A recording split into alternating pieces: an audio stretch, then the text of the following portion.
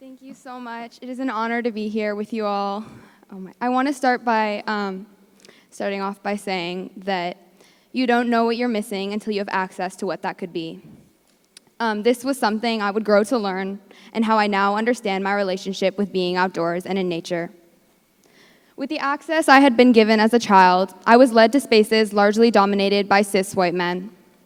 As a young girl, I often felt like I was intruding. I couldn't see myself as a part of the environments we shared because I couldn't see myself at all, somewhere I could feel represented in.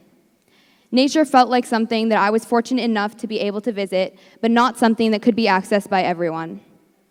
It stayed like this for me until I was about 12 years old, when I was lucky enough to be introduced to brown girl surf. From my earliest experiences with them, it felt like I was walking into an old home, a home where I was seen and valued just by existing in the same spaces I had previously felt separate from. Though we were strangers at the start, many of us shared similar experiences with being in nature and lacking a sense of belonging, not knowing belonging was something we could find in the outdoors.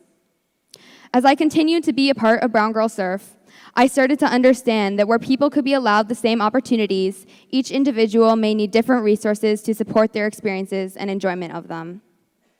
I say resources broadly because support looks and feels very different for everyone. It is not our job to decide what this means for other people, but expand whatever access one may have so that others can decide on what they want it to look like for themselves. Brown Girl Surf is my resource to enjoy the opportunity to surf. For me and many others, going to the beach without them looks very different. Here's an experience from just last year. The Santa Cruz sun is singing down at the ocean as my friend and I paddle back from the waves we had just caught. She and I sit propped up on our boards while we wait for another set of waves to catch. The water is warm compared to Bay Area beaches, so that doesn't say much, as we usually still wouldn't be caught dead without our 4 to 6 millimeter wetsuits on.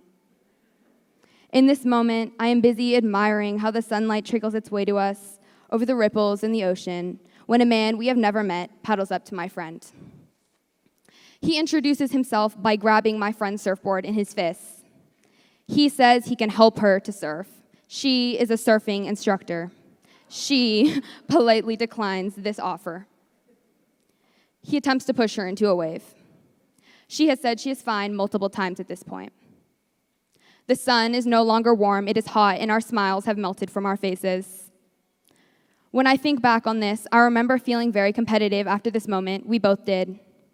I realize now that there was nothing we should have had to feel that we needed to prove in the first place.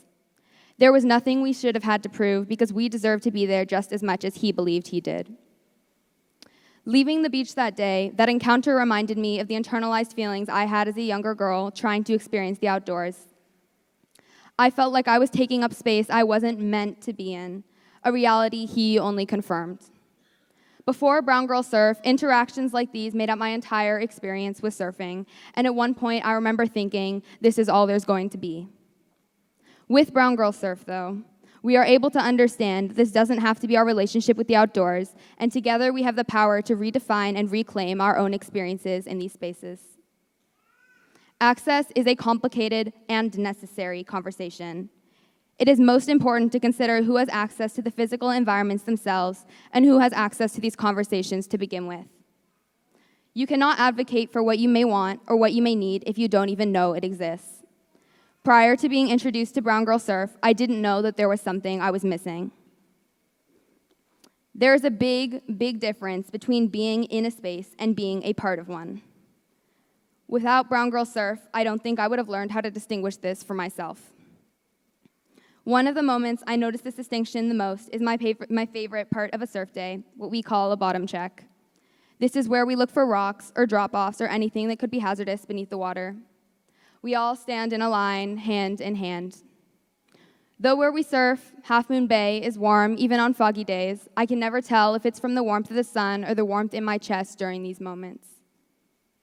Sand hugs at our feet, and we wait like this for a few seconds, reaching for the ocean that reaches back for us. This moment is so profound because next to one another, generations of people who have been forced to the sidelines in spaces that belong to everyone, we find access within each other, reclaiming something even greater. Even away from the beach, Brown Girl Surf is my bottom check. They've had a profound impact on my life, clearing the way and empowering me in environments both in and out of the water. I am committed to making sure everyone finds their brown girl surf. Spaces like Alliance for Girls are committed to this, and I sincerely, sincerely thank you for this opportunity to talk with you today.